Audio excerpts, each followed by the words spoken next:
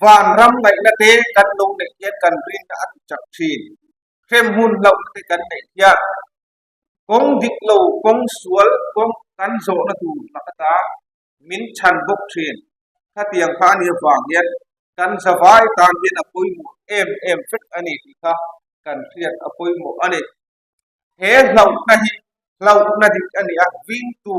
pui ling dik taka in chuan he lau na hi a tu ani ka ti ve sat ani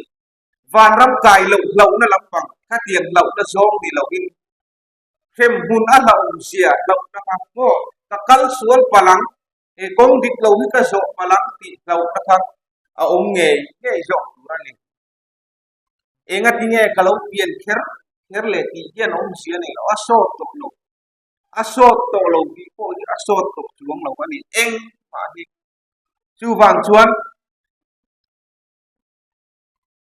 khem huna hian be sei na lo engang koi pathian that na be sei ma la mi be dong per ini don ka ni don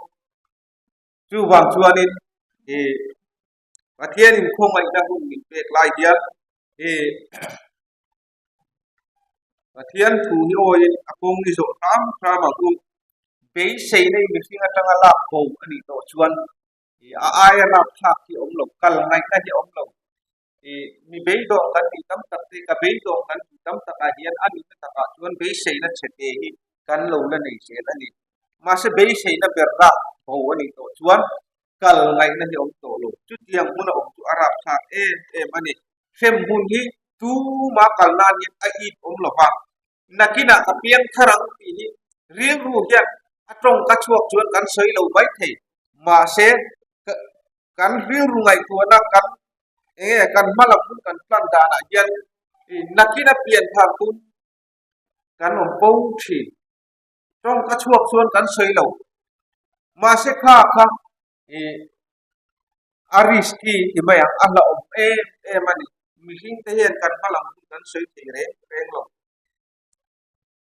tu vain pathian that na le sa ngai na te kan tan sia ani lai hian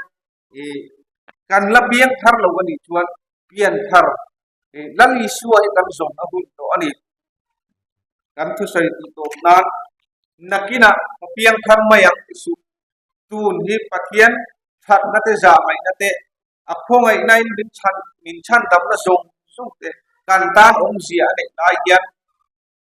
lali suwa krista ila nei lo ani chuan zong ro tu ti hun tha ani pathian zon na hian kuwa kan klai palang ti hi alom kem hun lo sia te van ram num sia ai lat sia ni ngai wen he khovel mit khap ka chawa kan kheu dak na sa takhi te khin thama kan ruat lo tin po la chuan asoi ani chu wang chuan kan reu ru kin lung te pathian lam hoin ko sai la aman du jong ti turin ke ipen se aku